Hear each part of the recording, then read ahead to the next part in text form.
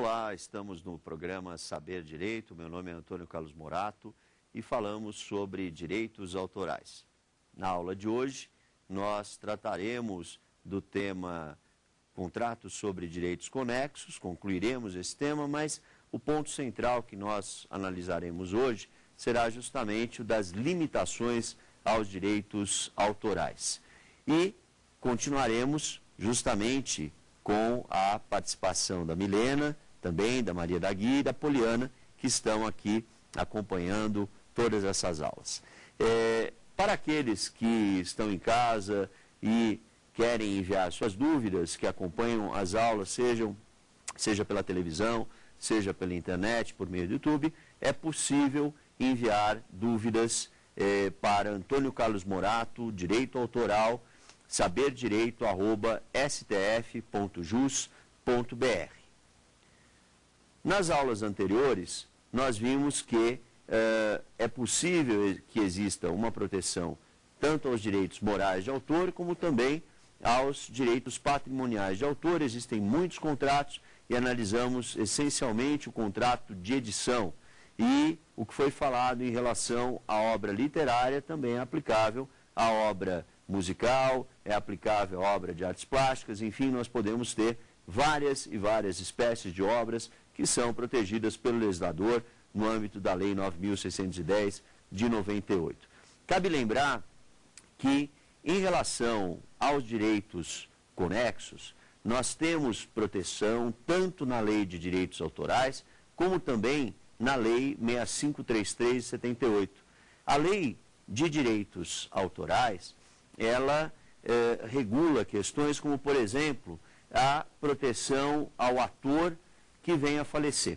Então, o autor, ele tem a sua proteção, evidentemente, quem escreve uma telenovela, o roteirista de uma telenovela. Mas como fica a situação do ator ou da atriz que atuam em uma telenovela ou atuam em uma obra cinematográfica, enfim, principalmente em relação à telenovela, pode surgir essa discussão. Se de repente ocorre o falecimento de um ator, não existe a possibilidade de que seus herdeiros impeçam a circulação daquela obra. Existe a necessidade, claro, de que a remuneração seja revertida em favor do espólio, mas não há a possibilidade, por exemplo, de impedir que numa obra como essa, como uma obra coletiva, como é a telenovela, que nós tenhamos aí algum tipo de limitação no que diz respeito à veiculação da telenovela. Da mesma maneira que, e aí depende, claro, nós já tivemos aqui soluções distintas, houve uma telenovela muito famosa nos anos 70, em que o ator principal faleceu e houve o prosseguimento da telenovela com outro ator.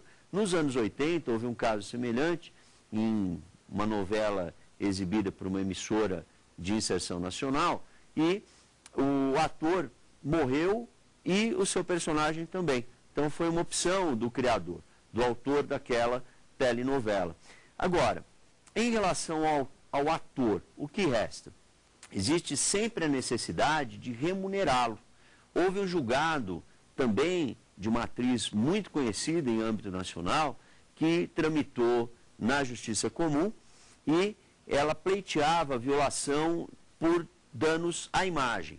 Mas a questão central era a seguinte, ela, no fundo, pretendia uma remuneração maior, porque hoje ela é protagonista, ela não é mais coadjuvante de telenovelas. Em razão disso, em razão desse caso concreto, houve um dado interessante, porque a emissora, de acordo com o que consta nos autos, não se recusou a pagar a remuneração pela reexibição da telenovela. Mas a questão era o quanto. Por quê? Porque o que servia como referência era o contrato na emissora anterior. Essa telenovela tinha sido elaborada na emissora anterior, e o que estabelecia esse contrato? Que a remuneração seria a de 10% do último salário. Ora, basta lembrar que o último salário era o último salário de uma atriz coadjuvante, não era o salário de uma atriz que fosse a protagonista, uma grande estrela. Em razão disso, surgiu esse litígio. Mas cabe lembrar que um ator individualmente, ele não vai poder impedir a divulgação daquele trabalho, a não ser que a obra, a sua interpretação fique irremediavelmente descaracterizado, que aparentemente, neste caso que eu estou relatando, não era a questão principal. A questão principal era de natureza patrimonial. Então, diante disso, a ação foi considerada improcedente. Por quê? Porque o que se pleiteava não era o pagamento de direitos conexos, relativos à reexibição da obra audiovisual, da telenovela, mas sim uma violação à imagem, o que de fato não ocorreu pelo que constava, pelo menos nos autos. Não houve nenhuma lesão à honra, nada disso. Então, quando nós imaginamos a utilização de titulares de direitos conexos, tudo isso tem que ser colocado por escrito. Eu cito aqui o caso das telenovelas, porque nós temos especificamente, mencionei aqui a Lei 6533, que também resvala para o direito do trabalho, algo importantíssimo, é uma linha que não pode ser negligenciada, a vinculação do direito autoral com o direito do trabalho. Embora normalmente nós tratemos dessa questão no âmbito civil, ainda que exista autonomia do direito autoral, com uma matéria muito relevante para o direito, também existe uma relação com o direito do trabalho.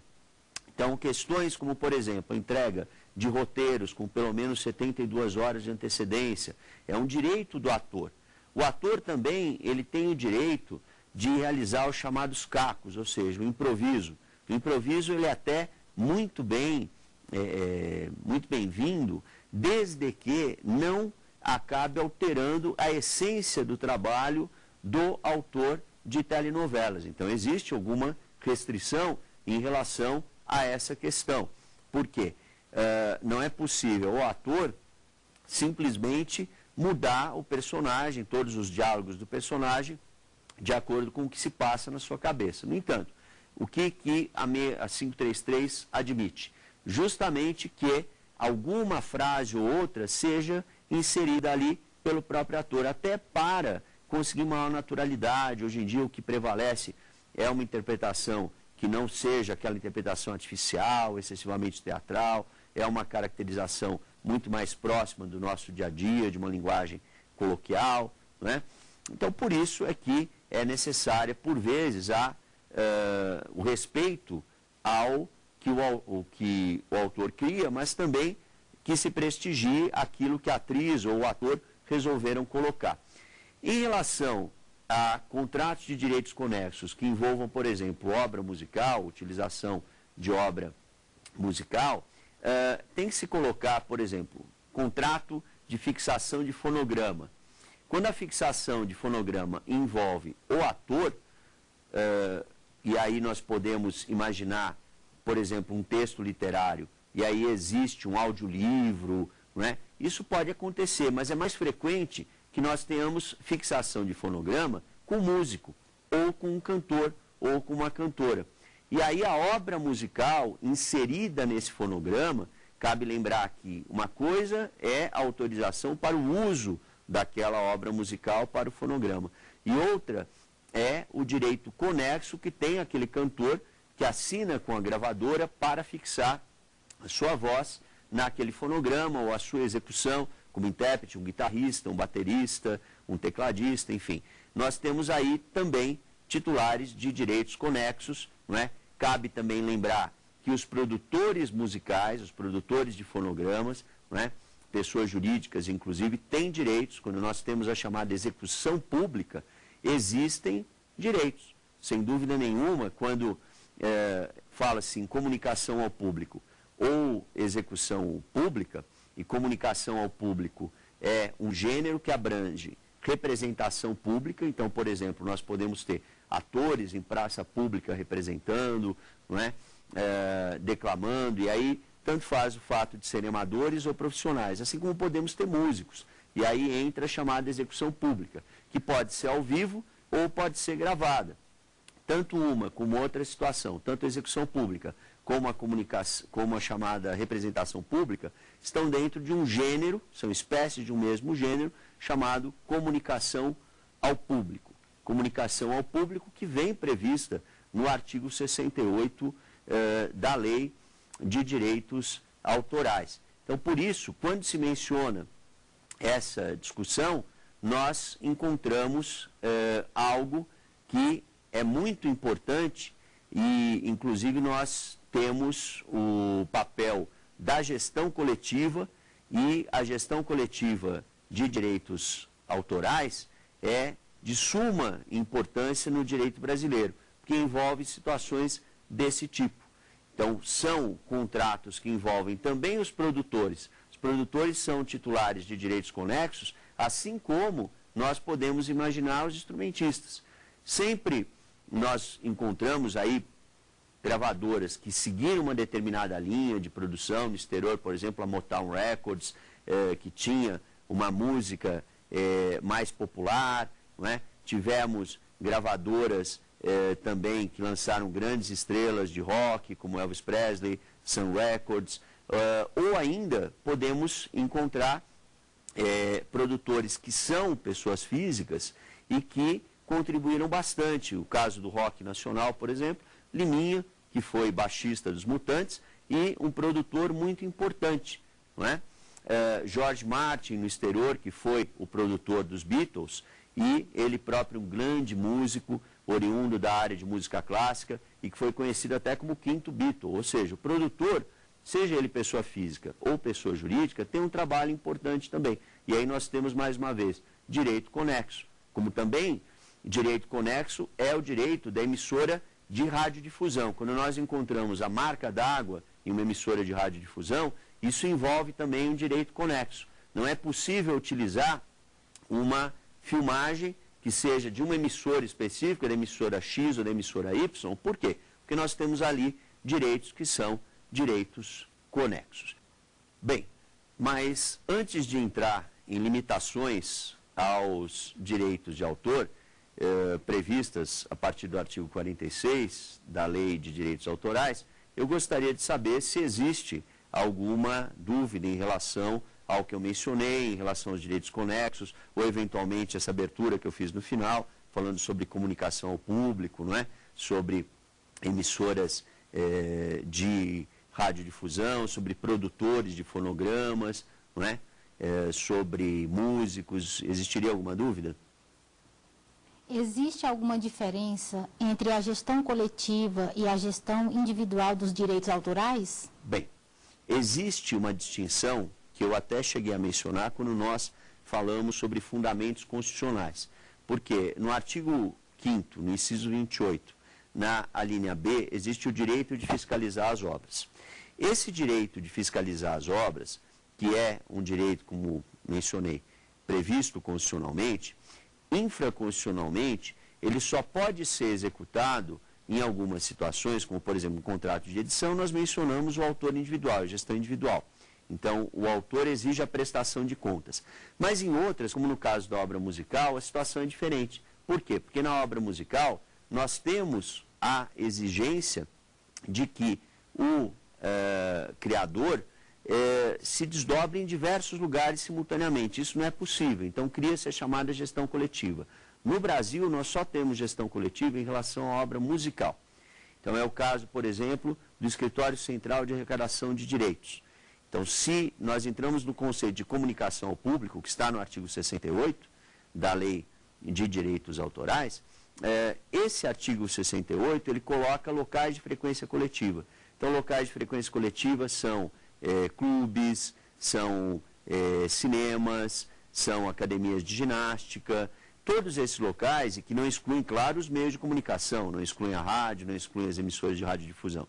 Mas esses locais de frequência coletiva, eles são muito importantes. Cabe lembrar que quem tem que recolher os direitos não é a pessoa que frequenta, não é o consumidor que frequenta esses lugares, como, por exemplo, na realização de uma festa, né? De uma festa de casamento, uma festa de debutantes. Quem tem que recolher é o empresário.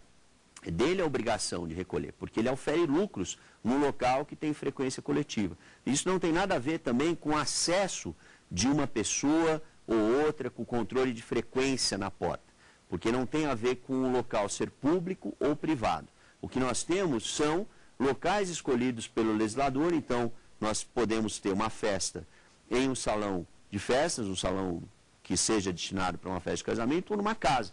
Se for numa casa, se for numa fazenda, não se paga um centavo de direito autoral.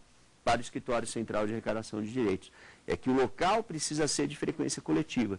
E, quando nós imaginamos a música é um atrativo para o consumidor. Por isso que a gestão coletiva nada mais faz do que repassar aos aos autores e aos titulares de direitos conexos. Por isso que eu quero relacionar com essa questão que foi feita. Por quê? Porque nós vamos encontrar como titulares de direitos conexos os cantores, os músicos, os produtores de fonogramas, que têm direitos sobre a obra. E daí o ECAD, que não pode, claro, por lei ter fins lucrativos, ele apenas administra, mantém aquela estrutura e depois isso é repassado aos músicos, não é? Muitas das críticas, infelizmente, que surgem, acabam derivando de um desconhecimento de como o sistema funciona, não é? Porque o sistema ele é feito sempre por amostragem. É impossível, por exemplo, que todos recebam o mesmo valor. Porque é claro que um compositor que tem mais êxito junto ao público vai receber mais, porque ele vai tocar mais vezes na rádio, não é? E vai ser muito mais executado em festas. Daí a razão de nós termos um sistema de gestão coletiva. Não há outra possibilidade. Nós não podemos ter um outro sistema que não seja o de gestão coletiva. Até hoje em dia há uma tentativa de ampliar para outras espécies de obras, obras audiovisuais, né? Existe a Altivis também. É uma tentativa de imaginar que essa experiência poderia ser usada em outras espécies de obras. Mas, por enquanto, a nossa experiência é limitada aqui no Brasil à obra musical.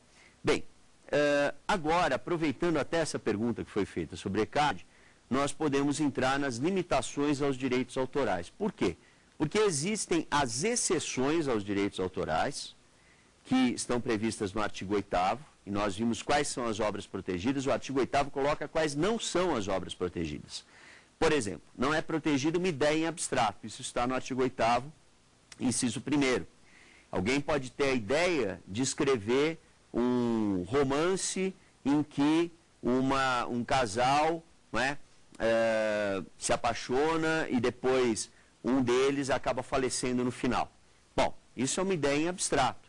Quando eu acabo dando nome a esses personagens, começo a delinear aquela situação, estabeleço os diálogos, publico, não é?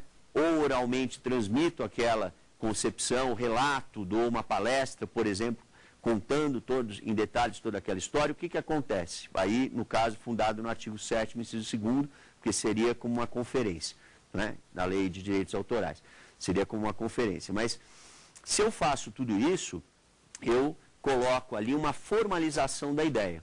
Também nós vimos que existem situações, isso eu mencionei quando tratei das obras protegidas, que não ensejam proteção ao autor. O caso, por exemplo, das decisões judiciais ou das leis, tratados e outros atos oficiais, isso está no artigo 8º, inciso 4º da Lei de Direitos Autorais. Posso, por exemplo, escrever uma explicação sobre o texto legal, como também poderia escrever uma explicação sobre conceitos matemáticos, que, aliás, também são excluídos os conceitos em si no artigo 8º, inciso 1º, não é? Não existe proteção no âmbito do direito autoral do conceito matemático em si, mas a explicação que se dá sobre o conceito, como também a explicação que se dá sobre a lei, aí nós temos uma situação diferente, uma situação completamente diferente, porque incide a proteção.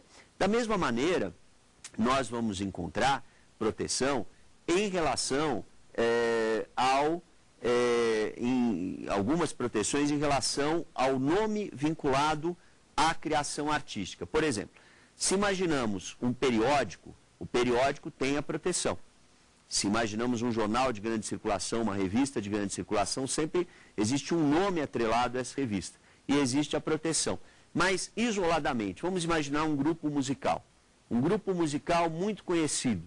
Só pelo fato de tocar à noite, ter um reconhecimento nacional, pode-se considerar que esse grupo tem a proteção? Não. O que se faz numa situação dessa? Nós temos nisso um nome isolado, que aliás é uma exceção também no âmbito dos direitos autorais, não é considerado como obra protegida pelo direito de autor, e o artigo 8º é claro nesse sentido. Nós vamos encontrar ali a necessidade de proteger como marca nominativa no âmbito do direito industrial. Então deve ser feito o registro no Instituto Nacional de Propriedade Industrial, no INPI, do nome daquele conjunto musical. Bom, tudo isso que eu mencionei, claro que resumidamente, envolve o que se chama de exceção ou exceções aos direitos autorais, que estão no artigo 8º da Lei de Direitos Autorais. É diferente, por exemplo, da limitação aos direitos autorais, que estão no 46, porque em um caso nós temos situações que não são reconhecidas como obras. Então, para todos os efeitos, não há nenhuma proteção no âmbito dos direitos autorais. Quando falamos em limitações, a proteção existe, mas essa proteção, ela existe sempre limitada naquele caso. Por exemplo, obras literárias. As obras literárias, elas ensejam proteção, recebem proteção do legislador. Mas quando a obra literária for utilizada por um deficiente visual, e sempre sem intuito de lucro, isso é importante, por parte daquele que pretende editar a obra, porque de nada adiantaria ter aí uma editora voltada a explorar o público que tivesse deficiência visual e cobrar um valor abusivo e depois não pretender remunerar o autor. Então, quando nós temos voluntários, aquela obra é difundida sem intuito de lucro, não se cobra absolutamente nada. Nós não temos a proteção aos direitos autorais nesse caso, mas como é que nós chamamos isso? Limitação ao direito autoral. Então, é uma das hipóteses previstas no artigo 46. Eu, antes de prosseguir, gostaria de saber se tem alguma questão. Eu queria saber se eu posso copiar livros à vontade. E se copiar um livro é um direito? Bem, dizer que copiar um livro é direito é algo bastante discutível no nosso sistema jurídico atual. Por quê? Na lei anterior, na Lei 5988 de 73, era possível copiar uma obra para uso próprio, é o chamado uso privado do copista. O que acontecia internacionalmente? Internacionalmente, quando se imaginava só fotocopiadora, alguém ia a uma biblioteca em uma universidade europeia ou norte-americana, abria aquele livro e a própria pessoa fazia a cópia. Aqui no Brasil, como a mão de obra sempre foi muito mais barata, nós tivemos aí as fotocopiadoras como negócio. Então, primeiro, a cópia não era para o próprio copista. Era sempre o empregado da fotocopiadora que realizava aquela cópia. Mas, vá lá, no texto anterior, de acordo com a lei anterior, era possível a cópia, mas pressupondo também que a pessoa tinha comprado aquele material. Tinha comprado aquele material e fazia uma cópia para si mesmo. Isso acontecia também em relação, naquela época, em relação aos LPs. Alguém comprava um LP, não é? E resolvia fazer uma cópia em fita cassete, é um exemplo obviamente muito antigo, mas o que acontecia? Não existia a possibilidade de mudar aquela mídia de então, não é? Hoje em dia nós temos uma dificuldade maior, seja porque existe o MP3, existe a possibilidade de cópia de arquivos digitais, não é? E com um grau equivalente praticamente de fidelidade, não é? Quanto ao som, e existe também a possibilidade de passar por um formato digital, por um scanner, a cópia e disponibilizá-la digitalmente, mas cai no mesmo problema. Por quê? Porque a obra está em domínio privado. Mesmo que o autor faça isso, cabe uma ressalva. Por quê? Porque ele transferiu por contrato, dentro do contrato de edição, direitos que seriam direitos do próprio editor. Então, eu mencionei, se ele cede 90%, isso vai ser distribuído entre editor e também entre o divulgador, não é? Entre o comerciante, também a livraria, o que vai sobrar para o autor? 90%, mas ele transferiu 90% dos direitos patrimoniais. E durante aquele período, ele não pode também transferir, seja para uma outra editora, uma concorrente, seja também disponibilizar ao público, porque senão ele causa um impacto negativo ao trabalho que foi desenvolvido por essa editora. Então, nós temos limitações. No entanto, é possível a cópia de pequenos trechos. Então, existe um grupo que entende que é possível copiar o livro na íntegra. Livros técnicos sempre envolvem um determinado percentual. Hoje em dia, desse embate, não é, entre aqueles que querem liberalizar tudo e aqueles que querem restringir, por exemplo, surgiu um meio termo, que é um projeto da Associação Brasileira de Direitos Reprográficos, não é, que cedeu um pouco e também deve existir também uma tentativa de ceder pelo lado dos que querem uma flexibilização absoluta, no sentido de oferecer capítulos. E aí são fotocopiadoras autorizadas e determinados trechos, determinados capítulos daquela obra são oferecidos. Porque se sabe, por exemplo, num curso de Direito, que às vezes o aluno tem que ler 5 capítulos distintos, são 5 doutrinadores diferentes que falam sobre o mesmo tema. Então é uma opção que se coloca. Não é? Então, pode ser que no futuro a lei até seja alterada. Mas no texto atual, a garantia que se tem é essa, que nós temos pequenos trechos, o que também é discutível.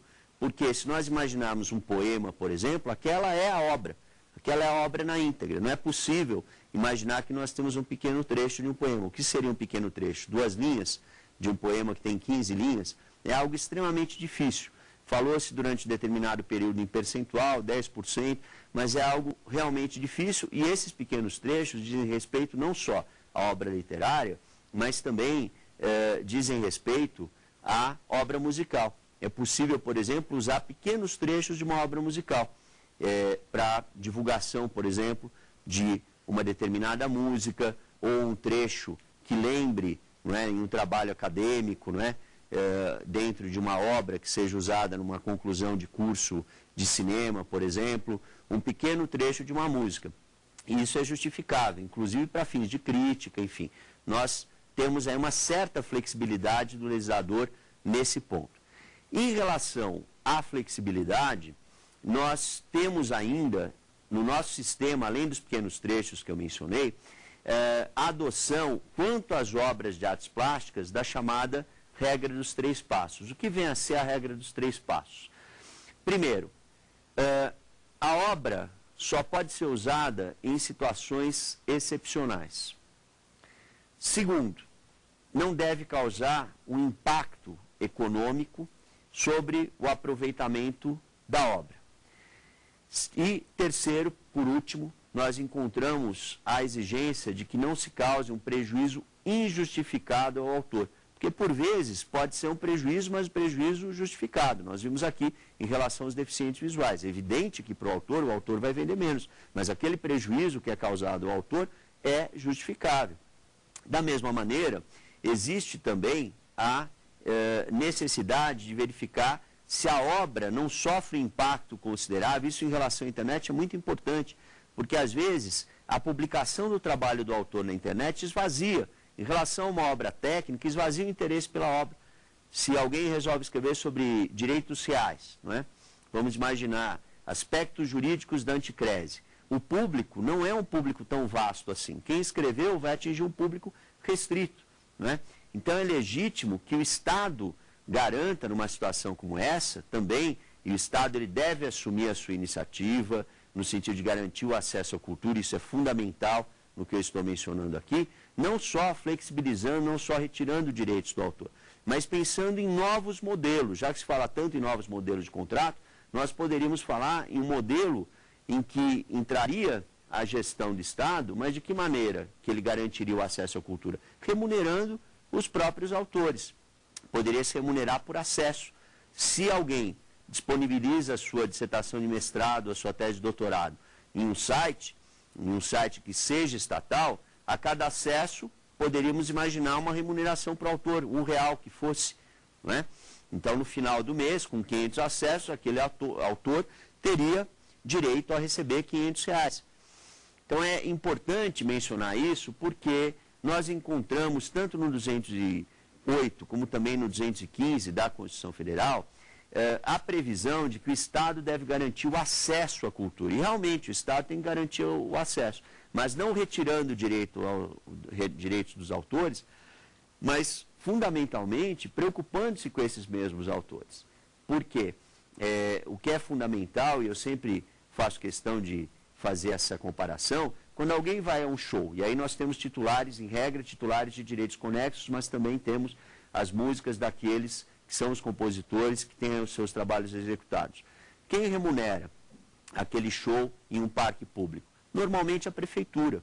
Então, para o público em si, o acesso é gratuito, mas é o Estado que assume o dever de garantir o acesso à cultura, de garantir o acesso ao conhecimento.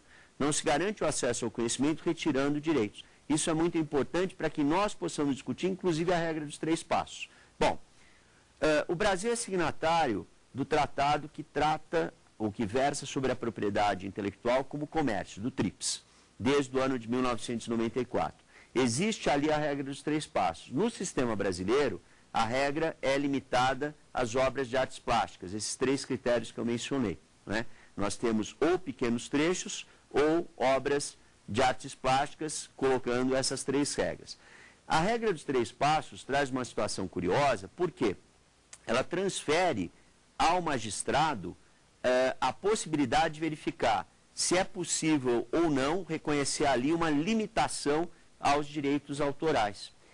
E isso sai um pouco da lógica no nosso sistema, porque quem fez isso sempre foi o legislador. Tanto é que nós temos um rol, que é um rol taxativo. São aquelas hipóteses, e mais nenhuma, que pode ser considerada como limitação aos direitos autorais. Assim como no artigo 8º, nós também temos um rol taxativo no que diz respeito à obra não protegida pelo direito de autor. Todavia, no artigo 7º, quando nós vimos as obras que são protegidas pelo direito de autor, nós encontramos uma abertura no sistema considerável. É possível, então, reconhecer que os autores sejam titulares desses direitos, não é? Novos, relativos a obras que nós nem imaginemos, expressões artísticas que nós nem imaginemos nos dias atuais, e que mesmo assim isso seja protegido. Quando nós imaginamos as limitações aos direitos autorais, quem é responsável por isso não é o poder judiciário, mas sim o poder legislativo. O legislador é que sempre poderá excluir as hipóteses que são consideradas como limitações aos direitos autorais, assim como as obras que não serão protegidas. Em relação ao artigo 46, especificamente, defende-se muito uma adoção da regra dos 3 passos para qualquer espécie de obra, mas sempre fica essa advertência. Nós temos, infelizmente, a disciplina Direito Autoral ministrada em pouquíssimas faculdades de Direito no Brasil. E isso, sem dúvida, cria uma lacuna na formação dos operadores do direito, daqueles que querem se dedicar ao estudo do direito autoral, e quando tem um problema concreto, não é? Muitas vezes a formação é de um autodidata. Mesmo que alguém goste de direito autoral, nem sempre as faculdades de direito disponibilizam essas disciplinas. O Ministério da Cultura, há alguns anos, lançou uma pesquisa e fez um pedido formal a diversas faculdades de direito, lembrando que nem o Ministério da Educação pode impor mais um currículo a uma instituição de ensino superior, mas fez esse apelo para que a disciplina Direito Autoral fosse inserida nas faculdades de Direito do Brasil. Infelizmente, esse pedido foi atendido por poucas instituições de ensino. Se nós tivéssemos realmente várias instituições de ensino tendo essa disciplina, seria algo muito positivo. Nós poderíamos defender a todo instante que o magistrado reconhecesse em cada caso se seria justo ou se seria injusto, se seria razoável, se não seria razoável, conceder ali uma limitação ao direito autoral dentro desses critérios, dentro da regra dos 3 passos que eu mencionei. Mas talvez ainda seja prematuro estender essa proteção a qualquer espécie de obra. Por quê? Porque realmente existe uma lacuna no ensino dessa disciplina em nosso país. Talvez nós devêssemos aguardar alguns anos até que realmente essa reforma seja implementada, não é? Para aí sim adotar plenamente essa regra. Mas mesmo assim, lembrando que o nosso sistema nada tem a ver com o sistema norte-americano, porque lá o juiz ele tem realmente uma liberdade muito maior para decidir em casos como esse do que num sistema como o nosso, que é atrelado ao que determinou o legislador, até para que exista maior segurança jurídica. Bem, nós temos várias hipóteses. Por exemplo, o clipping. O clipping, que é o envio de uma notícia, o envio de um trabalho jornalístico, se existe um artigo assinado, por exemplo, um autor X no jornal Y, isso pode ser utilizado, o artigo assinado pelo autor X pode ser utilizado em um clipe. Isso é enviado, e são vários os jornais, baseado no quê? Baseado justamente na liberdade de informação que deve existir no nosso sistema. E é claro que a informação ela é muito importante, existem já várias exceções. Quando nós analisamos o artigo 46, nós temos que sempre ponderar isso. Será que é necessária uma reforma absoluta? Será que nós precisamos de tantas e tantas limitações aos direitos autorais? Por exemplo, nós podemos lembrar que nos dias atuais, se alguém quiser usar um filme ou usar uma música em sala de aula, isso é plenamente possível, não se paga um centavo. Isso não está restrito a um conservatório musical e nem a uma escola de artes dramáticas. Nós podemos imaginar que dentro de uma faculdade de Direito, por exemplo, se paga um filme sem se destinar um centavo para qualquer órgão de arrecadação.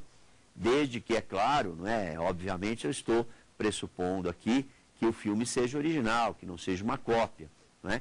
Mesmo se nós imaginarmos o que acontece em sites como o YouTube, hoje em dia já há um acordo desse site com o Escritório Central de Arrecadação de Direitos. Então é possível, por exemplo, em uma instituição de ensino, ter acesso à internet e durante aquele momento observa-se o que foi colocado naquele determinado momento, naquele programa, e vai ao ar dentro daquelas limitações. Mas não é possível, por exemplo, fazer um download e começar a vender aquele filme, não é? E ter aí, claro, um objetivo de lucro, uma situação completamente diferente. Ou exibir em tela grande, cobrar entrada, é uma situação distinta da que nós temos. E, aliás, a lei é bastante sábia nesse ponto.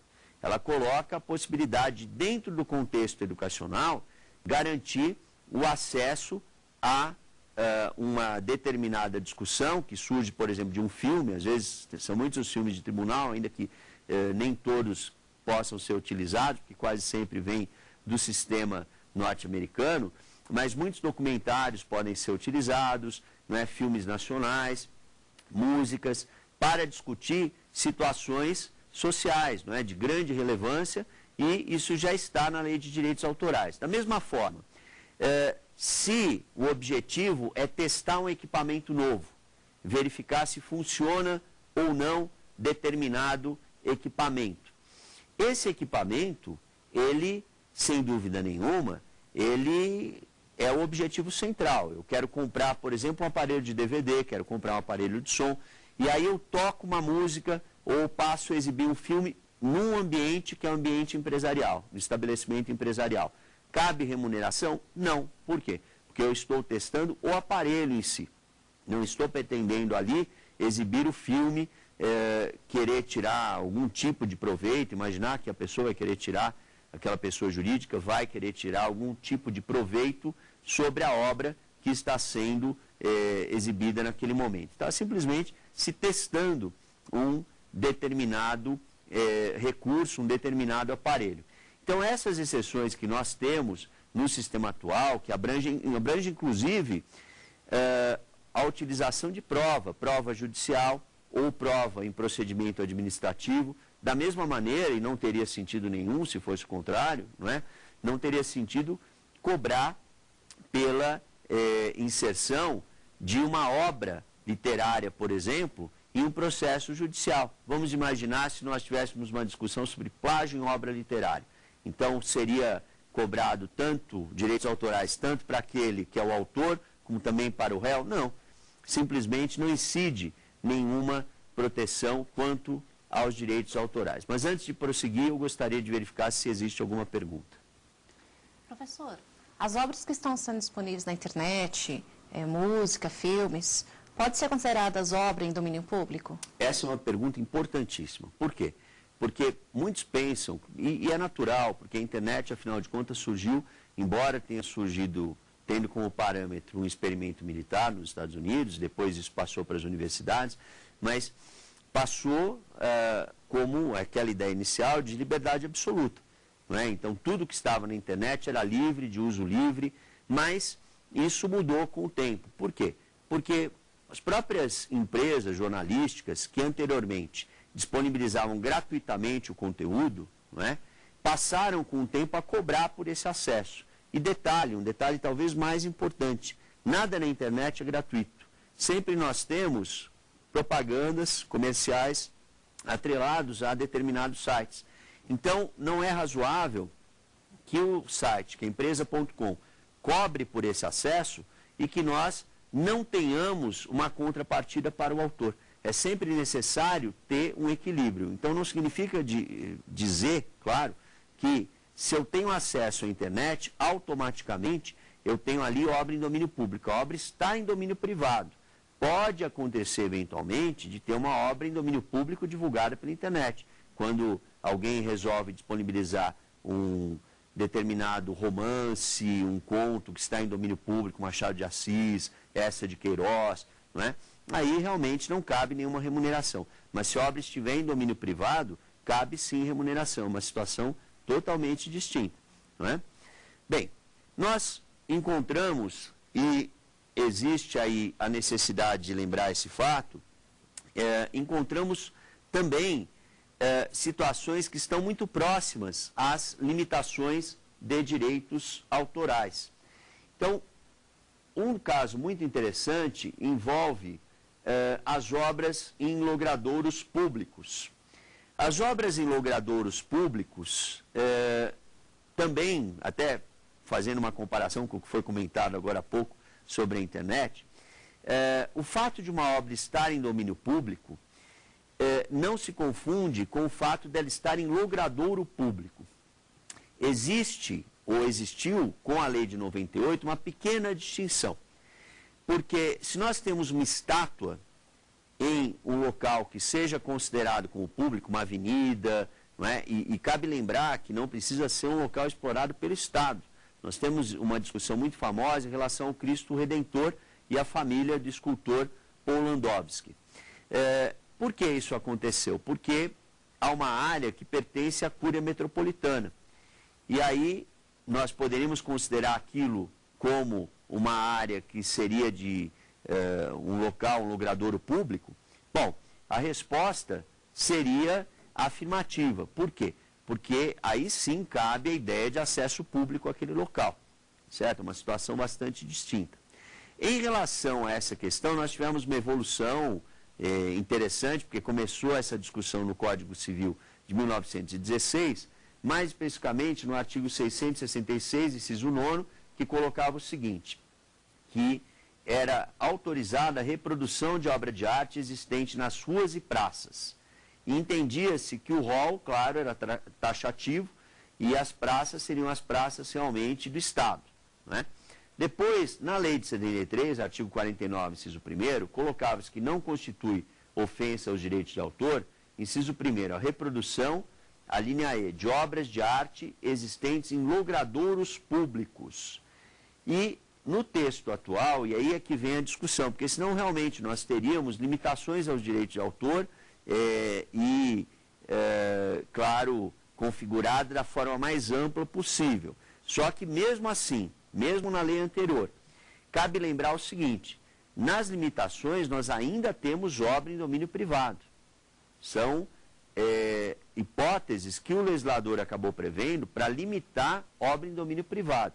Não significa que nós temos ali domínio público. Mais uma vez, essa ressalva quanto a esse uso constante e incorreto do que vem a ser domínio público no nosso sistema jurídico, no ordenamento jurídico brasileiro. Então, existia sim a constatação de que a obra estava em domínio privado, mas colocava-se uma limitação talvez mais ampla. Por quê? Porque falava-se em reprodução. Agora fala-se em representação. E mais, coloca-se, as obras situadas permanentemente em logradouros públicos podem ser representadas livremente por meio de pinturas, desenhos, fotografias e procedimentos audiovisuais. Ou seja, nós temos essas hipóteses. Essas hipóteses que envolvem, por exemplo, um cartão postal, que envolve uma filmagem. Claro, nessas situações não há, evidentemente, direito autoral a ser recolhido. Mas vamos imaginar, por exemplo, que nós temos uma joia. Já não seria algo enquadrado nessas hipóteses que são em rol taxativo. Já não seria uma representação permitida pelo legislador. E por isso que essa questão, inclusive, envolve um litígio na atualidade, que ainda está sob júdice, mas pode-se entender em um ou em outro sentido, pode-se entender por uma abertura, pode-se entender que há uma limitação, que esse rol seria exemplificativo, como pode-se entender que o rol seria, dentro dessa linha que eu coloquei agora há pouco, um rol taxativo e não meramente exemplificativo. E não seria, por exemplo, permitida a reprodução em uma joia. Então é um dado bastante interessante, porque a interpretação em desfavor do autor ela é sempre restritiva.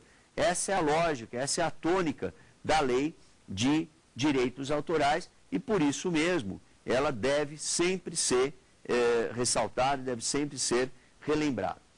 Quando nós mencionamos que existe a proteção aos direitos autorais, dentro das limitações aos direitos autorais, nós temos fundamentalmente duas linhas, como eu mencionei, uma linha que tenta flexibilizar o direito autoral e uma linha que tenta ampliar esse mesmo direito autoral. No sistema norte-americano, no sistema anglo-americano, na Inglaterra, nos Estados Unidos, existe uma tendência a uma abertura maior no sistema. Por quê? Porque, como eu falei, o sistema ele é objetivista, ele é calcado sobre a obra. Então, nada mais natural, e começou assim. O sistema de copyright, ele era baseado em diversas cópias.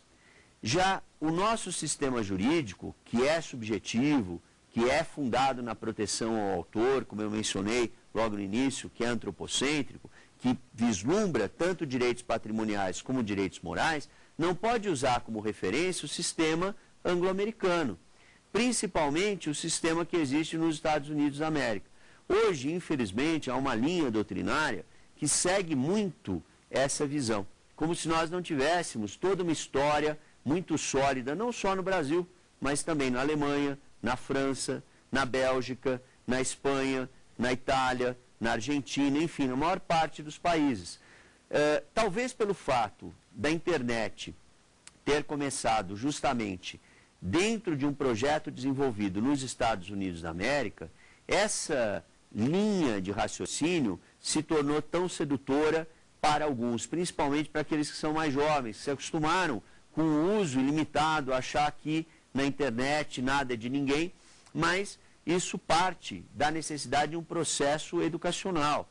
Nós temos que lembrar que isso é de grande valia, porque nós temos aqueles mais radicais, de um lado, que defendem até sanções penais, existem sanções penais no âmbito dos direitos autorais, como por exemplo o artigo 184, que estabelece sanções, o artigo 184 do Código Penal, que estabelece sanções para aqueles que violarem direitos de autor e os direitos conexos aos direitos de autor, que inclusive envolve uma norma penal em branco, porque essa resposta demanda uma interpretação sistemática e análise da lei de direitos autorais, para entender o que são direitos de autor e o que são os direitos conexos. Inclusive, infelizmente, houve a retirada do sistema do artigo 185 do Código Penal, que inclusive punia de uma forma mais direta a possibilidade de plágio.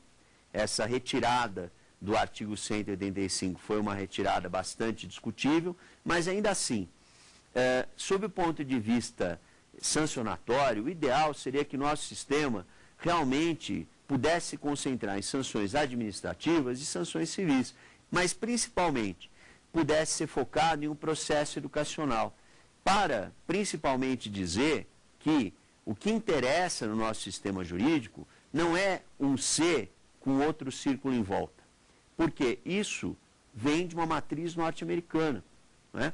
Isso vem de uma matriz que nada tem a ver com o nosso sistema.